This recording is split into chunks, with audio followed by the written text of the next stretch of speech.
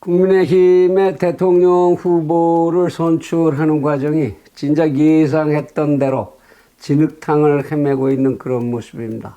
채널 24K 하석영의 단도직입에서 오늘 이 문제를 좀 정리를 해봐야 되겠습니다. 역선택이라는 얘기인데요. 지금 어떻게 해서든지 힘을 하나로 뭉치는 과정을 만들어 나가야 되는 그런 과제를 안고 있는 정당이 국민의힘이라고 하는 정당인데, 지금 하고 있는 행태를 보면 그런 방향으로 가기는 이거 정말 처음부터 어려운 것 아니냐. 나중에 어떻게 해서 후보 한 사람을 선정을 해낸다고 하더라도 그 과정 속에 어떤 장애가 생기질 않아야 될 텐데 심각한 암덩어리를 만들어가고 있는 과정이 아닌가 이런 걱정이 됩니다. 여기에 첫 번에 돌출한 역선택이라는 문제, 이게 무슨 얘기고 왜 나왔는지 한번 정리를 해보겠습니다. 지금 국민의힘이라는 정당의 대통령 후보를 선출하기 위해서는 당원들이 구성하는 선거인단과 그리고 당원이 아닌 일반 국민을 상대로 한 여론조사의 결과 두 개를 합쳐서 그 결과를 가지고 이제 국민의힘이라는 당의 대통령 후보를 결정하겠다 이렇게 되어 있는 건데, 말하자면 지난번 당 대표 이 뽑는 과정하고 똑같은 방법이죠. 이게 당헌 당규상 도대체 어떻게 되어 있길래 이렇게 난맥을 보이느냐. 그래서 먼저 당헌 당규를 한번 쭉 좀 훑어봤습니다. 한번 같이 보시죠. 국민의힘의 당헌 중에서 대통령 후보의 선출이라는 장 제5장인데요. 여기에 제69조에 후보자 선출 방법이 나와 있습니다. 대통령 후보자는 대통령 후보자 선출을 위한 대통령 선거인단의 투표 결과와 여론조사 결과를 종합하여 산출한다. 이 항에 보시면 대통령 후보자 당선자는 대통령 선거인단 유효 투표 결과 50%, 여론조사 결과 50%를 반영하여 산정한 최종 집계 결과 최다 득표자로 한다. 이렇게 되어 있습니다. 그리고 제3항에 보면 대통령 선거인단 투표는 전국적으로 동시에 실시하며 여론조사는 선거관리위원회가 정한 일정과 방법에 따라 실시한다. 이렇게 되어 있고요. 6항에 보시면 대통령 후보자의 선출에 관한 기타 필요한 사항은 당규로 정한다. 이렇게 되어 있습니다. 이 당헌이라는 데를 보면 당헌의 선거관리위원회라는 조직에 관한 규정이 없습니다. 참 이상하죠. 아니 어떻게 선거를 수없이 하는 그런 정당에서 선거관리위원회에 대한 이런 규정이 없는지 참 이해하기가 어렵습니다. 다만 선거관리위원회라는 말이 나오는 게 앞에서 보셨듯이 제69조 3항 대통령 선거인단 투표는 전국적으로 동시에 실시하며 여론조사는 선거관리위원회가 정한 일정과 방법에 따라 실시한다. 선거관리위원회에 대한 규정이 앞에 아무 데도 나오지 않고 이 69조에만 이렇게 표시가 돼 있죠. 그리고 대통령 후보자의 선출에 관한 기타 필요한 사항은 당규로 정한다고 해서 당규의 모든 것을 위임을 했습니다. 그러면서 또한 당헌 제99조에 보시면 지금 굉장히 문제가 되고 있는 조항인데요. 여론조사 특례 그 1항에 보면 당이 실시하는 각종 여론조사에 있어서 여론조사 대상을 국민의힘 지지자와 지지정당이 없는 자로 제한할 수 있다. 그러니까 여론조사를 실시할 때 역투표를 방지하는, 역선택을 방지하는 이런 부분을 집어넣을 수 있다. 이렇게 명백하게 또 제99조에 당헌으로 못을 박아놨죠. 당규로 모든 거 넘긴다고 그랬으면서.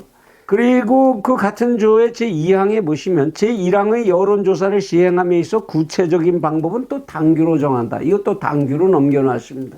그럼 이제 당규를 한번 보시죠. 제5조에 후보자의 공정경제 의무 등, 그래서 후보자들이 해야 되는 이제 행위, 이거에 대한 제재, 이런 조항을 이제 못을 박아놨습니다. 후보자 및 후보자를 위하여 선거운동을 하는 자는 선거운동을 함에 있어 이 규정을 준수하고 공정하게 경쟁하여야 하며 후보자의 정견을 지지 선전하거나 이를 비판 반대함에 있어 선량한 풍속 기타 사회 및 당질서를 해하는 행위를 하여서는 아니 된다. 그러니까 지금 당내에서 일어나고 있는 홍준표 후보나 유승민 후보 이런 후보들이 만일에 지금 하는 행태들이 이 조항에 해당된다면 후보자로서 행할 수 없는 행위를 하는 것으로 제재받을 수 있다라는 얘기죠. 그 근거 조항이 됩니다.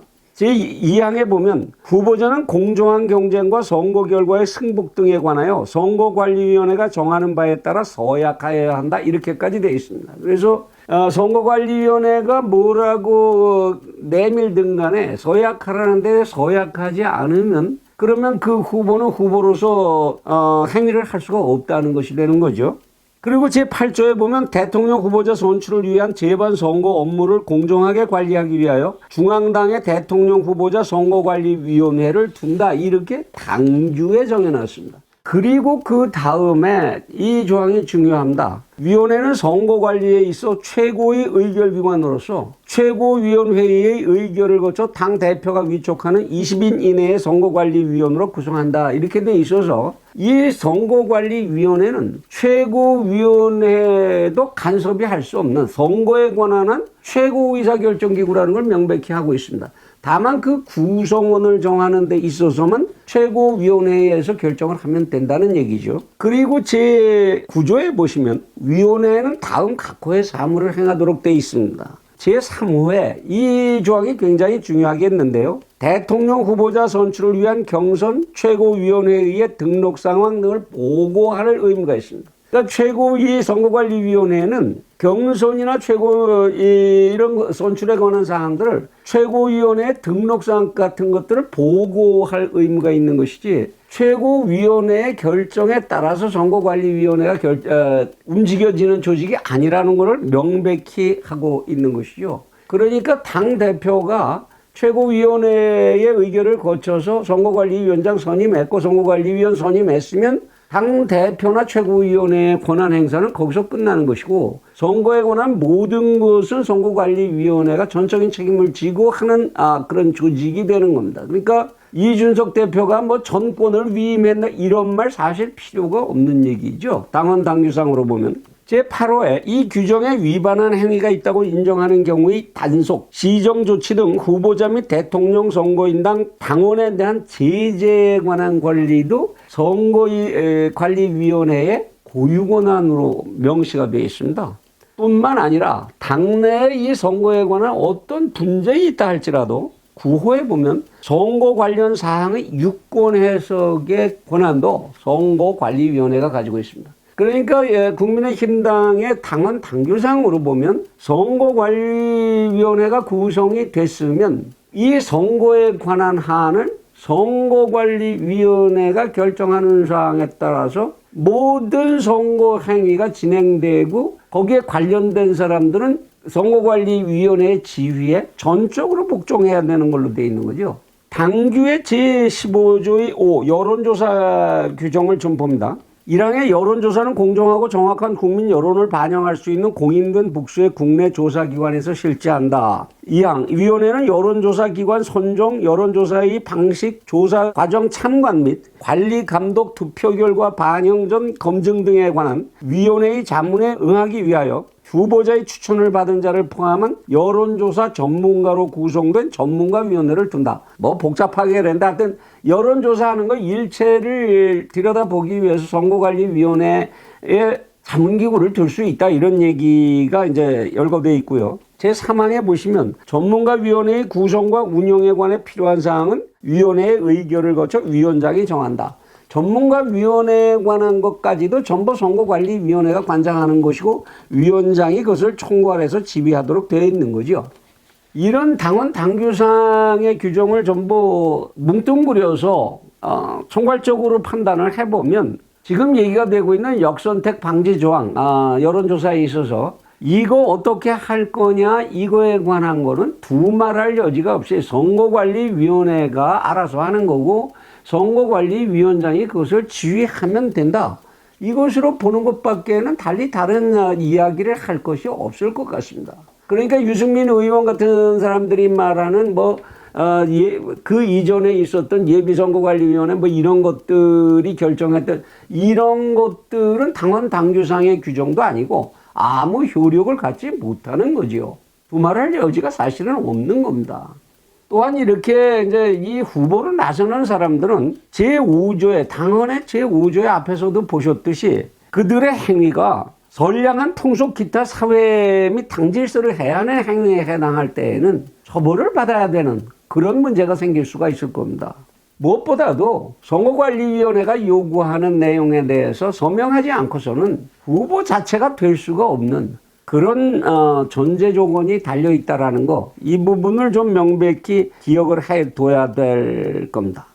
그런데 이런 분쟁이 왜 생긴 거냐, 이거에 관해서 이제 생각을 해보면 이거는 국민의힘이라고 하는 이 정당이 구성되는 과정에서부터 원천적으로 가지고 있는 암덩어리의 발생 요인을 그대로 해소하지 못하고 지금까지 끌어왔기 때문에 이런 문제들이 불거지게 된 거다라는 지적, 이거를 피할 수가 없겠죠.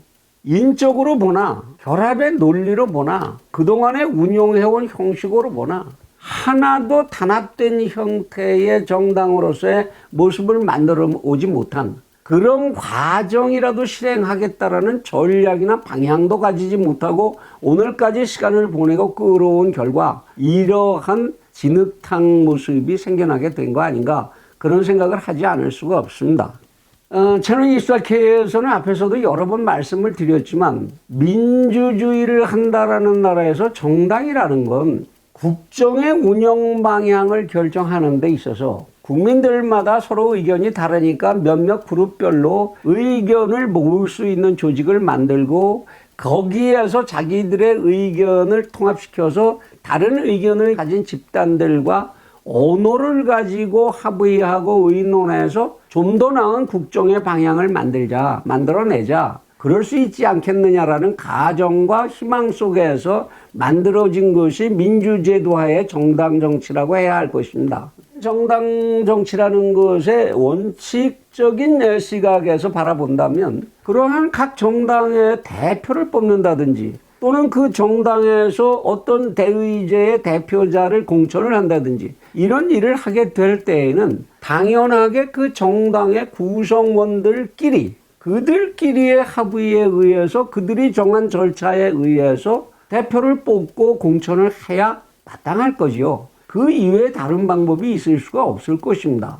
하나의 정당이라는 것은 그와 같이 대표를 뽑든지 또는 공천을 하든지 이런 과정을 통해서 자기 정당의 의견의 정체성을 확립해 나가고 정당이 가지는 여론 수렴의 힘을 증폭시키고 그리고 그런 정책을 수행할 수 있는 능력을 신장시켜가는 그런 통일체로서의 성장을 해나가는 그런 과정으로서 이런 선거들이, 당내의 선거들이 활용이 되어야 할 것입니다. 그렇게 성장한 정당이라야 나중에 한 나라의 살림을 담당하게 됐을 때 그 살림을 원만하게 끌어갈 수 있는 그런 능력을 발휘할 수 있게 되는 거겠죠. 그런데 만일 이러한 대표를 뽑든지 또는 자기들이 대의원 후보로 내세우는 후보자들을 선출하는 과정에 이 정당과 또 그 정당의 의견과는 전혀 상관없는 사람들이 마음대로 들어와서 그 사람들이 투표해서 그 사람들이 대표를 뽑고 그 사람들의 투표권에 의해서 후보자가 결정되고 이런다면 그럼 정당 정치라는 거 애초에 필요 없는 게 되죠. 그런 정당 왜 있어야 합니까? 뭐하러 그런 정당이 필요하게 됩니까? 정당이라는 이름 내세워서 그럼 전체 국민 투표를 2중, 3중으로 하자 그런 얘기가 되는 거 아니겠습니까? 그래서는 안 되는 거겠죠. 그런데 왜 이런 제도가 생겨났느냐? 소위 이제 오픈 프라이머리라고 하는 이 제도. 우리나라는 국민 완전 경선제 뭐 이렇게 번역하고 그랬습니다만 이 제도 원래 미국에서 생긴 거죠. 미국에서 대통령 선거를 할 때 미국의 대통령 선거제도 굉장히 복잡하지 않습니까? 우선 당별로 예비 선거라는 걸 해서 국민들에게 가장 많은 지지를 받는 후보를 우리 당의 후보로 뽑자. 그리고 당내의 최종 후보를 결정하기 위한 선거를 하는데 이 예비 선거 과정에서 도입된 것이 소위 오픈 프라이머리라는 거죠. 국민들의 경향을 당의 입장에서 사전에 한번 타진을 해보자. 이런 의미가 사실은 먼저 있었던 겁니다. 이게 우리나라에 이제 그대로 흉내가 내서 다 들어오게 된 게 2015년에 김무성 씨가 당대표를 할 때 새누리당 그때 뭐 이제 자신 없고 뭐 이러니까 어떻게 좀 이렇게 당선자 좀 늘려보면 어떨까 해서 김무성 씨가 무척 우겨댔습니다. 이 오픈 프라이머리를 해보자 이렇게 했는데 이게 결국 이제 무산돼 버리고 말아서 그때는 못했는데 2017년도에 와서 박근혜 전 대통령이 탄핵을 당하고 나서 있었던 선거. 이때 더불어민주당이 이 제도를 이제 도입을 처음으로 하게 됐습니다. 사실 자신 없었죠. 탄핵으로 이렇게 대통령 묶어내놓고 그러니까 어떻게 해서든지 자신들의 선거 기간을 늘리고 홍보를 늘리고 이런 하나의 편법적 수단으로 이 오픈 프라이머리 제도라는 거를 이제 도입을 했던 건데 이게 마치 무슨 민주주의를 확대하는 그런 좋은 방법이고, 그리고 또 국민들을 폭넓게 정치에 참여시킨다, 뭐 이런 명분에 부응하는 것처럼 이게 오해가 돼갖고, 마치 무슨 전염병처럼 이렇게 퍼져나가고 각 정당들이 이 흉내를 전부 내게 됐던 겁니다. 그런 것이 왜 그럼 그렇게 각 정당에 의해서 받아들여지게 됐느냐? 우리나라의 정당이라고 하는 이 조직들이 자기들 당의 정체성이나 이념성, 국가에 대한 비전 그것을 실현할 힘, 풍부한 후보들의 인적 자원의 확보 이런 것들이 안 되는 정당이다가 보니까 그러니까 어떻게 해서든지 모든 것을 당선 가능성을 높여야 한다라는 쪽으로만 생각이 쏠려가게 되고 그런 후보를 선출하는 과정을 어떻게 해서든지 자기들의 후보를 폭넓게 선전을 하는 기간, 그 기간을 늘려주는 말하자면 사전선거운동을 공식화할 수 있는 이런 기간들을 늘려주는 수단으로 이렇게 이용이 됐던 게 사실입니다. 또 하나 중앙정당에서 계속적으로 각 지구당의 후보들을 이제 꽂아서 공천하는 하향식 공천이 되다가 보니까 사실 심각한 문제들이 많이 생겼죠. 지역 현지하고는 서로 맞아떨어지지도 않는 문제가 생기고 그리고 공천을 주고받는 과정에서 음습한 거래가 생겨나게 되고 이런 문제들로부터 중앙당이 책임을 좀 벗어나야 된다는 문제 이런 사실 정치의 본질과는 상관없는 민주주의의 본질의 실행과는 상관없는 필요들 때문에 이 제도가 이렇게 깊이까지 들어오게 됐던 겁니다. 요약을 해서 정리를 해보면 당선 가능성에 대한 사전 검증을 좀 하면은 공천하는 게 편하다라는 편법 그리고 공천에 대한 책임을 회피할 수 있다라는 이 편법적 사고 무책임한 사고 그리고 부수적으로 이제 사전선거 운동의 효과 그리고 밀실 공천 금전 공천 이런 것들에 대한 시비를 중앙당에서 좀 벗어나야 할 필요 이런 것들 때문에 생겨난 하나의 파행적인 정치 행태의 하나라고 할 수가 있을 것입니다. 그러나 결국 이런 식의 오픈 프라이머리 지금과 같은 이런 형태의 오픈 프라이머리를 계속 확대한다면 원론적인 정치론의 입장에서 본다면 결국은 정당 정치제라는 것을 무력화시키는 정당 정치가 필요 없는 것이 아니냐 이렇게 정당 정치의 논리를 약화시키는 것은 피해갈 수가 없게 되고요. 정당이라는 것의 기반이 지역 기반에만 의존하고 있는 이런 취약한 구조를 가지고 있는 우리나라 같은 데에서 이런 제도가 확산될 경우에 더구나 지금과 같은 이제 여론조사 기관에 위탁해서 여론조사를 통해서 이런 오픈 프라이머리를 할 경우에 이럴 때에는 필연적으로 역선택의 시비, 결국은 국민을 두 쪽으로 나누어서 부정 속에서 팔싸움을 하게 만드는 그런 결과들로 치달을 수밖에 없다라는 것. 이 제도 사실 정말 없어져야 하는 제도입니다. 정당원들, 구성원들이 자기 정당에 대해서도 책임지지 못하는 그런 정당 없는 게 낫죠. 이럴 바에는 정당 정치를 끝내는 게 낫습니다. 그래서 이 오픈 프라이머리를 하고 있는 미국이나 프랑스 같은 데서는 어떤 식으로 이제 역선택 방지를 하느냐 거기에도 이제 그런 시비가 있어서 정당원이 아닌 유권자들에게 미리 등록을 하게 합니다. 오픈 프라이머리에 참여하는 선거인단으로 미리 등록을 하게 하죠. 그리고 투표를 통해서 투표를 통해서 여론조사가 아니라 투표를 통해서 합산해서 결정을 하는데 그 투표를 하는 날짜를 각 정당별로 동시에 하도록 합니다. 이쪽 가서도 하고 여기 가서도 하고 이럴 수 없게 만들기 위한 거지요. 이런 식으로 역선택 방지 조항을 다른 나라에서도 넣고 있다라는 거 알아야 하고, 특히나 여론조사 기관이라는 중간 매체를 통해서 오픈 프라이머리를 하는 것은 정말로 상식적이지 않다라는 부분 지적받지 않을 수가 없습니다.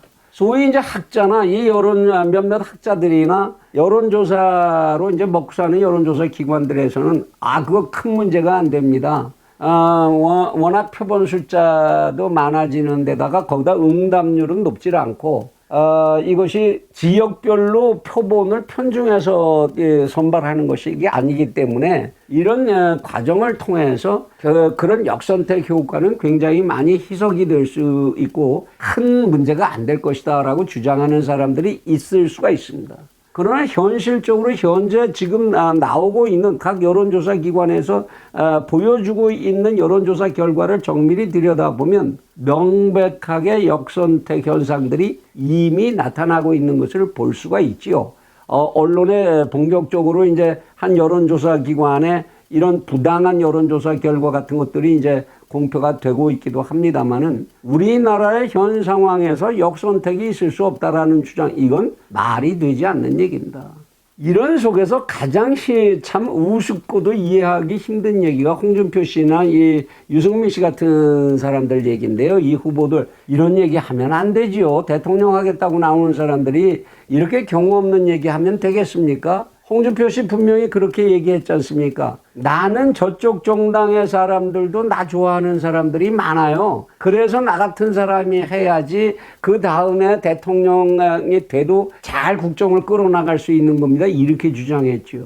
그러면 한번 홍준표 씨한테 물어봐야지요. 상대 정당에서 당신을 좋아하는 이유가 무엇이라고 생각하십니까? 라는 겁니다. 첫째, 좋겠죠. 그 사람 능력이 좋고 인물 좋고 말 잘하고 그래서 나 그 사람이 좋아서 좋아. 이러는 사람 상대방에도 있을 수 있겠죠. 두 번째는 뭐겠습니까? 그 사람이 나와야 우리 당 대표가 이길 가능성이 높아져. 나는 그래서 그 사람 좋아하는 거야. 아니면 끝으로 또 있을 수 있을 겁니다. 그 사람 하는 주장이 우리 당이 주장하는 거고 아주 제일 유사해. 그러니까 만일에 우리가 안 되면 그나마 그쪽이 나은 거 아니겠어? 이 세 가지 요소밖에 더 무엇이 있겠습니까? 그러니까 그쪽 정당에 그 사람 나 좋아하는 사람 많아요라고 얘기할 수 있는 거 아닌가요? 그러면 그 세 가지 경우의 수가 다 뭐죠? 그쪽에서 홍준표 씨 좋아하는 사람 그렇게 많고 진실로 다 거기 가도 뽑아줄 거면 그쪽 땅에서 공천 받아야 되는 거 아닌가요? 두 번째 이유, 이제 역선택을 진짜로 하기 위해서 좋아하는 거라면 당연히 그거를 자기 좋아하는 이유로 꼽으시면 안 될 테고, 정책이 거기와 비슷하다 그러면 그것도 그쪽 가서 공천 받으셔야 된다는 얘기가 되네요. 무엇보다도 이 세 가지 요소 전부가 뭡니까? 현실적으로 국민의힘의 입장에서 보면 역선택하는 사람들이 들어올 수 있다. 그 가능성을 자기 스스로가 증명한 셈이 되는 거 아닌가요? 유승민 씨의 경우는 더 말할 것도 없죠. 뭐 당헌 당규에 있는 건 말도 안 되는 걸 우겨대고 있는 건데 뭐 유승민 씨 뭘 보고 그러는 거겠습니까? 솔직히 얘기를 하자면 애초에 유승민 씨를 따르던 세력들, 바른미래당, 그 바른미래당의 입장이 뭐였습니까? 소위 중도를 표방한다고 애매모호한, 지금 국민의힘이라고 하는 자유보수 세력이라고 하는 쪽에 쓸 수 있는 입장이었나요? 어떻게 해서든지 소위 중도라는 거를 주장을 해서 저쪽 표를 최대한으로 얻음으로 해서 3등이라도 하고 싶은 거 아닌가요? 솔직한 심정이. 그래서 이 국힘당의 존재감을 자신들의 그룹과 함께 존재감을 심어놓고 그 다음쯤 보자, 이런 전략 아닌가요? 왜 솔직하지 못하죠?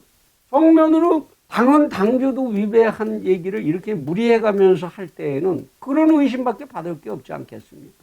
지금 이 역선택이 있을 수 있느냐 없느냐 이런 얘기를 하는데 또 하나 중요한 현상이 지금 나타나고 있지요. 4.15 총선에 대한 부정선거 시비, 이것이 증거가 점점 더 확대되고 확보되면서 실질적으로 지금 상대 정당, 국민의힘이 싸워야 하는 상대 정당은 실질적으로 부정선거를 저지른 신뢰들이 나타나고 있고 그럴 의지가 있는 집단으로다 지금 확인돼 가고 있는 거 아닙니까? 그런 과정 속에서 그들은 역선택 같은 거 안 할 것이다. 이렇게 얘기해야 됩니까? 어떤 경우라도 역선택이라는 정치 원론적으로 보면 당연히 하지 않아야 되는 것이고, 무슨 오픈 프라이머리 이런 것 자체를 하지 않아야 되는 것이려니와, 이와 같이 역선택이 현존하고 있고 현존 가능성이 지속적으로 있는데 어떻게 해서 이것이 국민의힘 내부에서 시비거리가 됩니까? 굳이 지금에 와서 이제 역선택을 그럼 방지하기 위한 방법이 뭐 있겠느냐? 이런 식의 그 여론조사기관 가운데 집어넣어서 하면서 그것을 완전히 없게 한다라는 거 쉽지 않겠죠. 몇 가지 방법은 지금 뭐 생각하고 이제 전문가들이 얘기하는 게 있긴 합니다. ARS라든 뭘 직접 면접을 하든 전화 통화를 하든 간에 국가정책에 관해서 어느 정당을 지지하십니까? 이렇게 먼저 묻고, 그러니까 이것은 국민의힘의 대통령 후보를 선정하기 위한 설문조사입니다라는 말을 하지 않은 상태에서 어느 정당을 지지하느냐를 먼저 묻고 국민의힘이라든지 지정당 없다 하는 사람에 대해서만 그 다음 설문을 진행하는 형식으로 어느 정도는 조금 차단을 할 수가 있겠죠. 역선택하는 것을 차단할 수 있겠지만 이런 방법이 미리 알려지면 그것도 별로 도움이 안 될 겁니다. 두 번째로 할 수 있는 방법이 여론조사기관을 아주 여러 군데를 설정을 하는 거죠. 다양하게 여론조사기관을 선정을 해서 그 여론조사기관이 가지고 온 내용, 그 조사한 내용을 갖다 전부 놓고 선거관리위원회 둘 수 있는 전문위원단에서 이것을 분석해서 이거 평균치를 내든지 기관별로 조사한 내용 중에서 가장 적합한 부분만을 선정을 해서 조합해서 결과를 만들어내는 이런 방법들 같은 거 쓸 수 있겠지만 참 구차하고 굉장히 머리 아픈 작업이 될 겁니다. 또 시비가 좀 많겠습니까? 인정한다 못한다 이러고 이제 어차피 솔직히 남은 방법은 정홍원 선거관리위원장의 능력 이제 거기에 의지하는 것밖에는 솔직히 남은 방법이 없는 것 같습니다. 그의 인격과 그의 능력 이제 이것에 기대는 수밖에 없는데 나머지 후보들 제발 선거관리위원회 결정에 따르기라도 해주는 그거 하나로라도 한 집단, 같은 집단이라는 의식을 강화해 나갈 수 있는 그런 계기로라도 삼아주기를 정말 진심으로 간곡히 빕니다. 우리 채널 24K의 솔직한 권고, 솔직한 속마음을 얘기하라면 오직 당원 투표에만 의한 것으로다 투표 방법을 가지고 가든지 그거 안 되면 솔직히 이 기회에 이 정당 각자 갈 길로 헤어져서 빨리 가는 것이 그래야 6개월 이내에 다른 하나의 큰 흐름이라도 만들어내는 그래야 정권 교체에 국민적 결집력을 만들어낼 수 있는 기회라도 남는 그런 방법이 되지 않을까 솔직히 그런 심정입니다. 만일 지금 이 영상을 보시고 계신 독자분들 중에서 국민의힘 당원들이 계시다면은 더보기란에다가 이 오늘 방송한 내용을 요약 정리한 리포트를 올려놓겠습니다. 그대로 방송 원고를 받아보실 수가 있습니다.